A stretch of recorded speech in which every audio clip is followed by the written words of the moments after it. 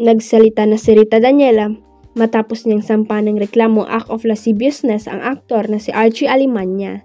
Sa Chika Minute Report ni Nelson Canlas sa GMA News 24 Oras nitong Huwebes, sinabi ni Rita na ginagawa niya ang lahat para maging okay siya para sa kanyang anak na si Uno. I have to be okay. I have no choice because syempre there's a person who depending of me.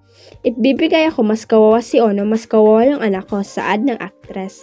Ayon kay Rita, sinimula na niyang sumailalim sa counseling at therapy para tulungan ang kanyang sarili upang maging matatag at mag-move forward. Gayunman, hindi raw niya pwedeng kalimutan ang mga nangyari. There are days na hindi ko rin napipigilan, bumibigay ako bilang tao paglalahad niya. Ayon pa kay Rita, may mga kababaihan na nagpapahayag ng suporta sa kanyang ginawa. They've been telling me personally na, hey, I like what you did, you're so brave. I hope I can be like that for myself before. It took me a while talaga to do this, kung ano man yung ginawa ko kasi talagang maliban sa pagdadasal. Kailangan din ng yung talagang pagnilay-nilayan mo lahat, syempre, ayon sa aktres. Sa kabila ng pananahimik ni Dominic Roque at Sora Meres tungkol sa viral kissing video nila sa Siargao, hindi ito nakatakas sa radar ng mga netizen. Imbes na magbigay ng kahit anong payag, mas pinili ng dalawa na mag-post ng travel photos mula sa kanilang bakasyon para walang kontrobersyang nagaganap.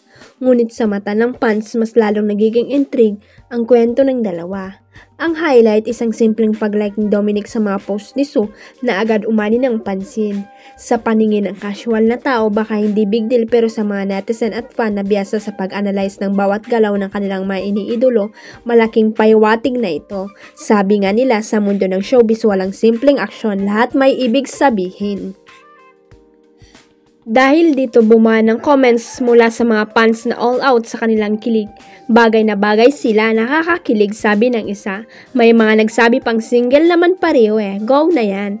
Parang hindi pa nga tapos mag-viral ang kissing video, ngayon naman ay umaasa ang marami na baka ito na ang simula ng isang bagong love team or better yet, isang real life romance.